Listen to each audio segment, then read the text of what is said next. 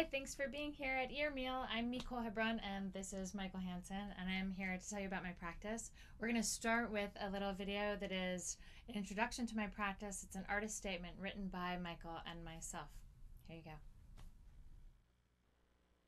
I have a socially integrative interdisciplinary practice that includes performance, installation, photography, and video.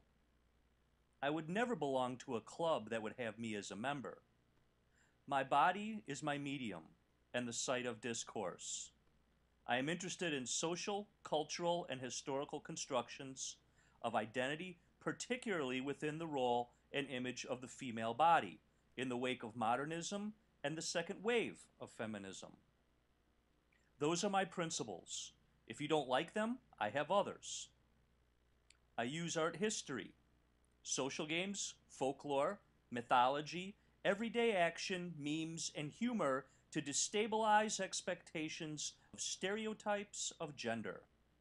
I've had a perfectly wonderful evening, but this wasn't it. My current bodies of work address how ideas of essentialist feminism and central core imagery might open new dialogues in contemporary art.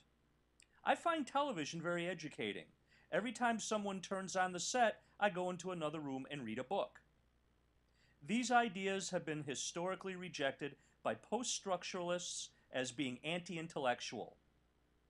I didn't like the play, but then I saw it under adverse conditions, and I found out that the curtain was up. In a post-9/11 world that is still heavily informed by patriarchal and capitalist notions of power, I hope that by returning to one of the artistic strategies that explore collaborations, empathy, and consciousness raising, I can offer an alternative conversation about the roles of identity and subjectivity in cultural productions. He may look like an idiot, talk like an idiot, but don't let that fool you. He really is an idiot. My own body, history, and socialized identity frequently become topics of the work, though I hope there is also potential for an allegorical association with and for the viewer. Look, if you don't like my parties, you can leave in the room in a huff. If that's too soon, you can leave in a minute and a huff. And if you can't find that, you can leave in a taxi. My recent photographs have aimed to use art history, humor, and intimate body images to explore how the female body can create positions and images of empowerment. From the moment I picked up your book until I put it down, I was convulsed with laughter. Someday I intend to read it. I've also sought to do performances that encourage greater cultural awareness, increased empathy and generosity, and the valuing of experience rather than the object or relic. I don't have a photograph, but you can have my footprints. They're upstairs in my socks. My performances and videos often involve participants as they address how social interactions contribute to our sense of self and subjectivity. Don't look now, there's one too many of us in the room, and I think it's you. I am interested in the ways of which art can facilitate interpersonal relationships, community building, gender equity, and curiosity about how and why we are the way we are. Now there's a man with an open mind. You can feel the breeze from here. Speak. So I've been thinking a lot about the idea of performance and about the idea of knowledge and about the idea of what you do as an artist and who you are as an artist and how you define what you do as an artist. And you've asked me lots of questions about my practice and I don't know how to answer them, but I'm going to try to answer them all in the course of 30 minutes and tell you about everything that I've done in the last 20 years. And you have to think about what is it that defines what you do and who are you and how are you defined by the work that you make. And you've asked me about journeys and the aspect of journeys in my work and the things that involve travel and how and where and why I've traveled and what are the pieces that I've traveled for. And I'd like to tell you about this now. And one of them is Wilshire Walk. And Wilshire Walk is a piece that I did when I was traveling to move to Utah for a year. And before I left Los Angeles, I moved across the entire length of Wilshire. I walked across the length of Wilshire. It's 16 miles long from downtown LA to the beach. And I walked and I tweeted my location every time and I invited people to join me on the walk. And it was a journey from the center of town to the edge of town before I was going to leave.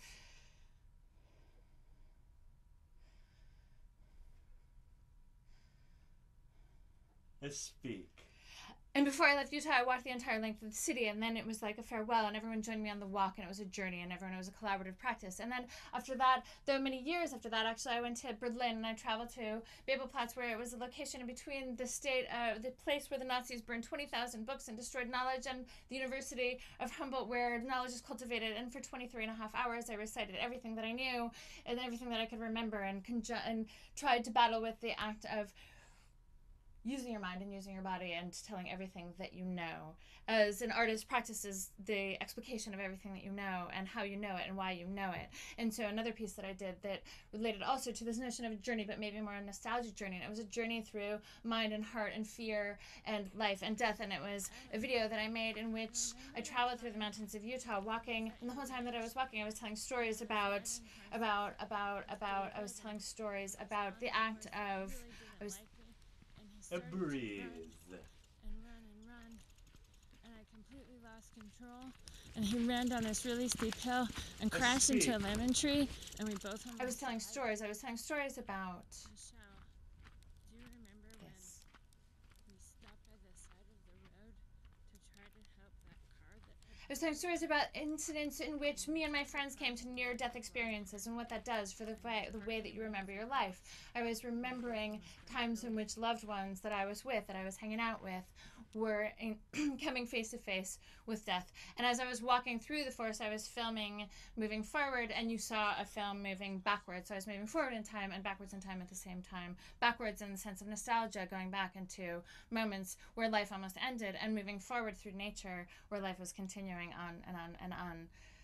Another aspect about my work that I think is really important is this idea of autobiography and this idea of history and this idea of creating the construction of an identity through what you know and through the history of everything that you are and everything that you want to be and everything that everyone else thinks that you are. So I created a piece called Autobiography. And in Autobiography, I invited people on the streets and people that I didn't know and people that I didn't know to read first-person excerpts of my autobiography that I was writing every day. Every day I was writing a bit of my autobiography, but completely out of context, completely out of order. It was anachronistic, and I wrote whatever occurred to me. So it was this sort of fluxus data, out-of-order autobiography that I would then hand to strangers to read.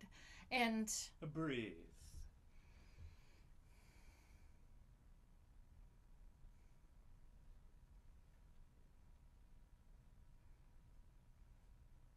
Speak. And they would try to affect that which they saw in me. They would try to read my history and my personal history. And it was a statement on the way that one's identity is constructed by everyone that is around you. It was constructed by the way that they perceive you, the way that they see you, the way that they think about who you are and what they know and what they don't know about you. And then after Autobiography, I did a piece called Memorial. In Memorial, I asked everyone that I knew, everyone that I was close to, everyone that loved me, everyone that knew me, everyone that lived with me, to tell me what they would feel, what they would say, what they would think, what they would remember if I had died. So everyone spoke for 20 minutes as if I had died. What did they remember? And I was thinking about the way that artists are memorialized when they're dead, that artists become more important when they're dead, that artists are only valued after they're dead. And so what would happen if you valued them when they were alive? And in Final Fantasy, I did a piece where I was reflecting upon my upbringing as a child in the 70s, the hippie in the woods, and learning to comport myself in the midst of a bunch of hippie parents in a commune where kids were coming from all families. I didn't know who they were, and everyone was smoking pot, and everyone was having free love, and everyone was sleeping with everyone else. And then from the 70s, we moved into the 80s, and the 80s turned into this drug culture where everyone was doing coke instead of pot, and this sense of paranoia pervaded everything instead of this sense of generosity and giving. And Final Fantasy was about this moment, this move from the utopian 70s to the dystopic 80s. And this idea that in the art world, in the early 2000s, everyone was taking up the idea of the 70s as this like beautiful, wonderful, amazing place where these kids who were 25, who didn't live through the 70s, were talking about the 70s as if it were some incredible place, like there were no problems at all. But in fact, everyone was sleeping with everyone else, and everyone grew up to be pedophiles and then rapists and molesters. And I didn't know what to do with it. And my parents were having sex in the bed, or my father was having sex in bed with girlfriends, and I was there wondering what was going on because it didn't make any sense to 10-year-olds. And then Breathe.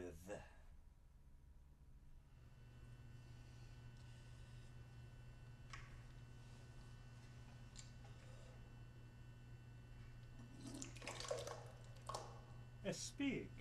And then thinking about the way that artists are memorialized and the way that we reference ourselves in relation to modernist masters and the way that we think about the great masters of the Renaissance or even the early 20th century of modernism. I was thinking about Pollock, and Pollock was the first person I learned about when I was in 4th grade, and I learned that he was maybe the predecessor to performance in the United States, that his actions in painting, his actions in creating an object were actually the beginnings of our consciousness, that the actions that led to a work of art were in fact the work of art themselves. That struck with me, that stuck in my mind as a 4th grader, making a Pollock painting on the grounds of my elementary school, and I thought, this is amazing, this is what art should be, this is the action of making art is what's most important. It's not the thing that results afterwards, it's the act that you go through. And so I made a video that recreated Hans Nemeth's video about Jackson Pollock in 1951, and I realized that in 2001 I had all of these correlations, my life had all of these correlations with Jackson Pollock, and I was studying with Chris Burden, and Jackson Pollock studied with Thomas Hart Benton, and I was living in a place that looked a lot like Jackson Pollock's studio in upstate New York, and I recreated this film shot by shot, but with my autobiography instead of Jackson Pollock's biography, and I was doing the shot, and I then changed all of the words instead a little bit to reflect my biography, but the things that were different about my aspect of performance than Pollock's aspect of performance. And a generation, or perhaps 2 generations later, I was then a performance artist in the wake and the legacy of Jackson Pollock. And then after that, I was thinking also about the idea of autobiography as determined by one's name and the fame of one's name and the way that we assert our identity as an artist, and the way that a signature on a painting is a validation for its value. And I thought, well, our voice is like our signature. Our vocal patterns are in fact like our signature, like a fingerprint or like your retina. And I did a piece called Voiceless. Actually, it was called One Voice Less.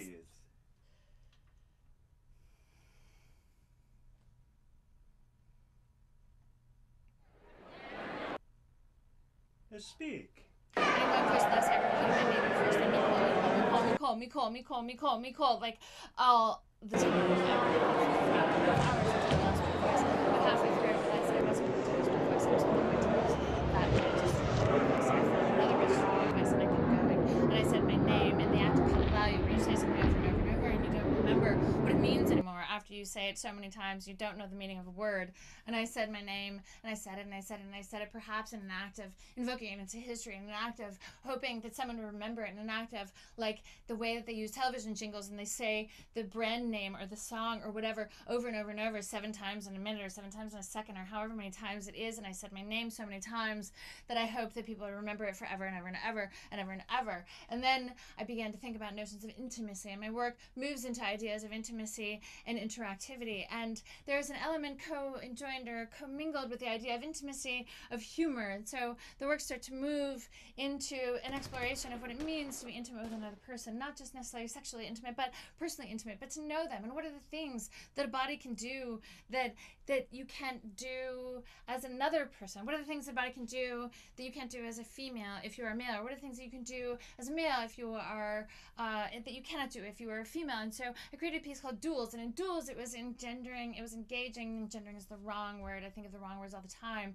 and gender comes into mind constantly, as you can see. But in Duels it was a tete-a-tete with several people. It was 2 people going head-to-head with actions that they could do, only that their bodies could do. There were actions that female bodies could do, that male bodies could do, and there were actions that were punning upon or playing upon and recalling the childhood games that you learned, maybe playing games of cat's cradle, or maybe playing slapjack, or maybe playing games of fishing, or arm wrestling. There were men and women going head-to-head, and there were artists and there were collectors. So let's just think about what it was that you could do that the other person couldn't do. For example, a woman can lactate and a man can ejaculate far, but neither can exchange that trait. Well, I guess some women can ejaculate far, but not me. And so we were doing and from there I started to think about what it was that you learned as a kid. This game teach us how to be as sexualized beings. And I remembered that act when you're a kid and you're in school and you pretend to make out with someone and you're like actually making out with yourself. And you're going like this. And so I decided that was a really interesting act, and I wanted a lot of other people to do it, and I created a video called Makeout Session. I went to the streets, and I invited everyone that I encountered on the streets to participate in this game of Makeout Session and to make out with themselves, to love themselves like this here. And what was really amazing is that in doing this action, everyone began to reveal their notions of intimacy. They began to reveal their notions of what it meant to love someone else, or what it meant to love themselves, or what it meant to display that love. And some people got completely carried away and forgot where their arms were and brought their arms in the front and brought their arms in the back. And it was just kind of funny, right? It was kind of endearing. It was kind of amazing to think about the way that when you are in perhaps elementary school or junior high and you pretend to like fake make out with yourself, and you've probably never even actually made out with anyone in the first place, and you don't really know what it's like to make out, and you don't really know what it's like to hug them and feel them and touch them, and you don't really know what your arms would look like, except you reference movies, you reference films, and you reference the way that you may maybe imagine your friends to do that when they're challenged in a game of Truth or Dare, for example. And Truth or Dare brings me to another piece that I did called Dare You, and I did a piece called Dare You 1 and Dare You 2.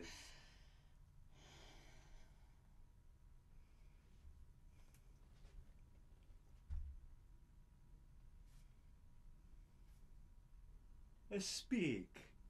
And in Dare You, it was a game that was derived also by watching junior high students and high school students who were playing a game called Gay Chicken. And in Gay Chicken, these boys come together head to head, and presumably the heterosexual boys, and they're boys who are afraid to kiss. And these boys come head to head, and they go like this, and they look at each other closely, and they pretend to move in and closer and closer until they might actually kiss. And one of them freaks out, and one of them can't handle it. He is the Gay Chicken. And so I when I first saw this game, and I saw a game played in my classroom when I was teaching high school age kids, and I was teaching them video, and it was mostly boys, and I saw them playing this game, and I was immediately incredibly offended, and I was like, how can you be doing this? It's so insensitive, that's so bigoted of you, it's so close-minded. And I yelled at them, and I sat down in the classroom, and I told them how insensitive it was and how upset that it made me. And for a week I thought about this game that they were playing, and I was wondering, oh my God, what were they doing? And it occurred to me that maybe some of them, that was the only way that they had of exploring intimacy and sexuality. Maybe through these games, some of them were actually gay, but they couldn't express that because they were stuck in this kind of cycle of heterosexual cliches that you see in high school. And so I decided to make a video about it because I had to justify it somehow. And I thought, well, maybe I can explore this. Maybe I can absolve myself of my anger towards them at that time, because maybe they were really just trying to figure it out, and that would maybe be a good work. Because it also occurred to me that in American media and in football and in sports and in reality shows and whatever, like we very rarely see men being intimate, not sexually necessarily, but just intimacy. Like girls grow up having pillow fights, and girls they braid each other's hair and they paint each other's nails, and there are all these moments of intimacy that they can experience.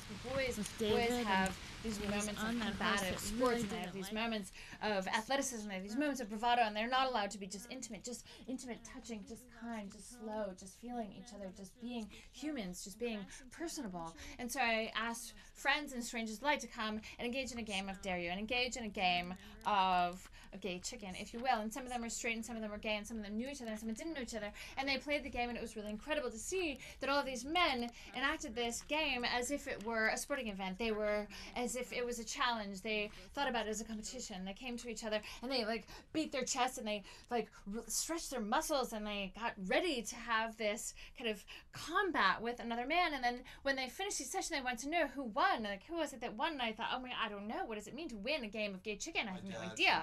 And so then I did it with girls, and that was Dare You 2, and I played Dare You 2. But now we're going to look at another video. I was very shy and timid. I was somewhat afraid of boys. I liked a lot of them in junior high school, but it wasn't until high school that I really think I had my first boyfriend. That's a good. The breathe. Yeah, she was really nice. Speak.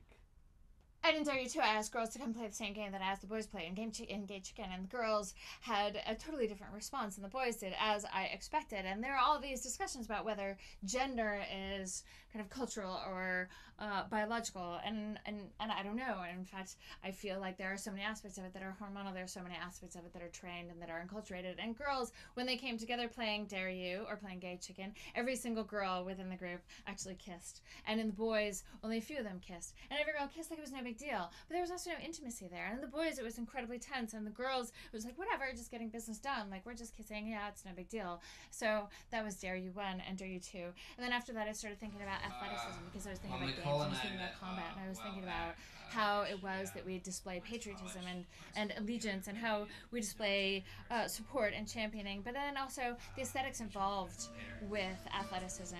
And I did a piece called Jock Rock, and Jock Rock was inspired by a CD that that I found at a used record store called Jock Rock Volume 1, and it occurred to me that there were all these sports anthems, and we associated these sports anthems and aesthetics, sports anthems that we associated with sporting events that were meant to engender patriotism, that were meant to engender energy and support and rallying. And in Jock Rock, it was something that you might hear, like that you would chant to, that you would hear at a football game, that you would hear at a high school game. And I decided that I was going to reteach myself how to hula hoop, because hula hooping is something you learn as a little kid, but it's inherently sexual, and you move your hips around, and it's all about moving your hips around. But how does a little kid know how to move their hips around and keep a hula hoop up? It doesn't make any sense. So it was supposed to be something really sexy, and I thought, all of my life I have been combating these ideas of like living in a feminine body. And when I was really little, I was molested by a family friend, and I didn't understand like this idea of attraction towards a small child's body. It didn't make any sense to me. And then I grew up and had these huge boobs, and they were way bigger than my body could handle, and I actually ended up having a breast reduction when I was little. But I was thinking about this idea of boobs and how everyone is always obsessed with boobs, and I was going back to cheerleading, and I was going back to sports and thinking about how it all sort of starts there, these cheerleaders and these like Playboy models and whatever. And I thought that there's something about boobs, there's something about this a blatant display of sexuality, particularly that comes along with sporting events and like cheerleading. And so I decided that I was going to try to make the least sexy version of that I could, that I would try to hula hoop, but I would make it really awkward and uncomfortable, and I would crop it funny, and I would do it like over and over and over, and this repetition of this movement would be incredibly uncomfortable, rendering something that was otherwise really sexual, unsexual, and completely disturbing. So this idea, this juxtaposition of something aesthetically pleasing and conceptually disjunctive is also a piece that came out or it's an idea that came out in my piece called Fountains. And in Fountains, I was thinking about this idea of the internal beauty. Agreed. When she was a student.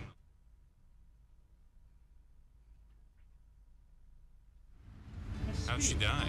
I was thinking about the idea of internal beauty matching external beauty. And I was thinking about the idea of how often people say these cliche things like, oh, she's so beautiful on the inside, and she's just beautiful on the inside, and she's just on the outside.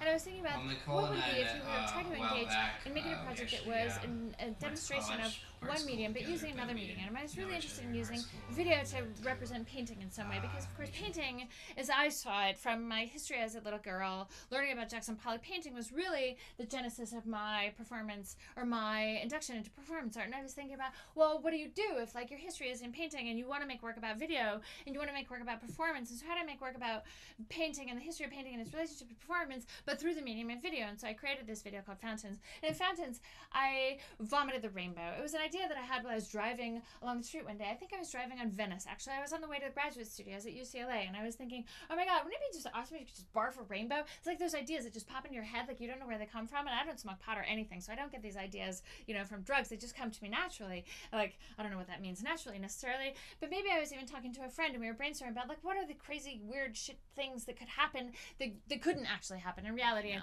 vomiting a rainbow was one of them. And so I thought, yeah, what if I could vomit a rainbow? What if I could really actually vomit a rainbow? What would that look like? What would happen? What would happen? And this was in 1999, and now there are all these vomiting pieces that are like trendy. It's like Jackass or something, and people like throw up, and there are these vomit fetishists. And I remember they're like emetic is like the word for vomiting. Anyway, like I did this piece where I was thinking about painting, and I was thinking about the construction of painting, I was thinking about portraiture and the way that one sits in a portrait, and I was thinking about the Mona Lisa, and I was thinking about the cropping of painterly portraiture, and I sat that way in each version of the video. And there were 7 clips that I did, and in each of the 7 clips I had a different color of the rainbow that I was wearing, and I wore an entire outfit of that color, of like yellow or of green or of red or of orange, etc. And I vomited exactly the same color as the color that I was wearing, so it was inside matched the outside. And this piece was also, I have to admit, came from my upbringing as a child. Use that same $100 bill to roll joints with, or cigarettes.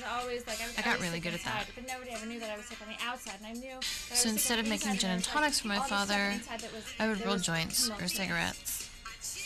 I was really proud of myself when I got it just right. The papers would be tight, the ends would be tapered. Speak. And so I thought, wouldn't it be nice if I could show how the tumult that was on the inside that was actually leading to all this angst and this creativity, and those cliches that they say that artists are angstful. And so I vomited the rainbow, and I matched every rainbow, every color that I was wearing. And after that, I began to think about, well, what is it that I want in the art world, and how is it that I can get people to acknowledge what is it that I do? And I wasn't showing where I wanted to show, and I thought about this idea of humor, and some people thought the fountains was really funny. They thought it was really funny that I was vomiting colors that matched my outfits. And so I was thinking, well, if I really had my way, I would do this piece in which, not a piece, if I had my way, all the people in the art world, in the Los Angeles art world, that would like what I do, and they would want to help me up in the art world, but I wasn't getting those invitations, so I thought I would force them upon the art world. And I would go to galleries, that I wanted to show at, and I would go to galleries, the openings, and I would fall in front of the director on my face. And it was this piece called Helping Hand. And in Helping Hand, I would fall blatantly. It was this complete transgression of social mores, of the expectations you have in the art world, the ways that you're supposed to behave. And I would fall on my face right in front of the director. I would fall on my face right in front of the director at these galleries where everyone was very poised, and they were wearing nice outfits, and they were talking and starting in small talk, but everyone was totally fake. And I thought, well, this moment of collapse, this moment of the body being real, this moment of the body moving from vertical to horizontal, this return in a way to Jackson Pollock's gesture of the horizontal moving vertical onto the wall. I would fall in front of these galleries, and they would be required to help me up. They would be required to touch me. They would have to actually touch my body and help me up into the art world, and know who I was and look at my face and wonder, who are you falling in my gallery? Most people, as it turns out, thought that I was drunk. So that brings me to this idea of collaboration. And a lot of my work lately has been involved with collaboration involving other people. For example,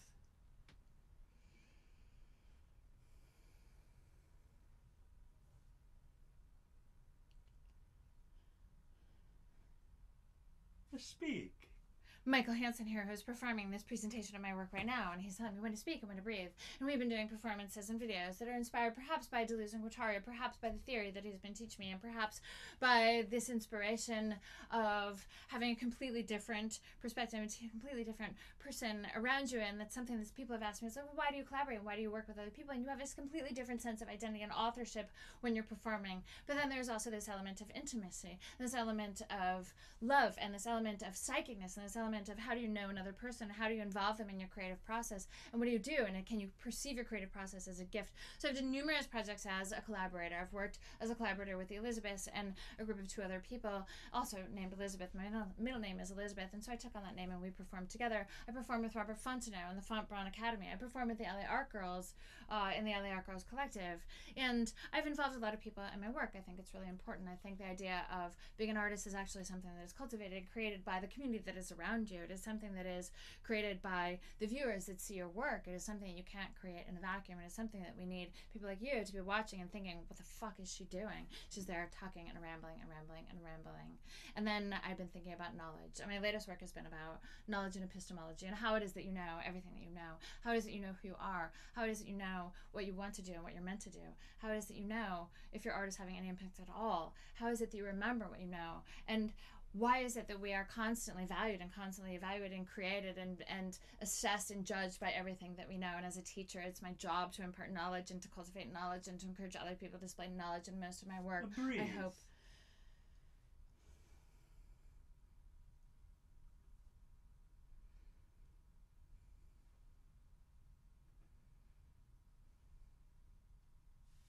Speak. Most of my work, I hope, is an act of involving other people and thinking about who they are and what they do and who and why they do what they do and how they became to be the people that they are. Breathe.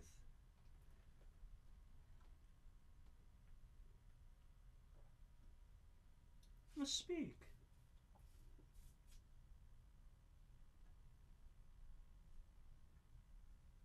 Breathe.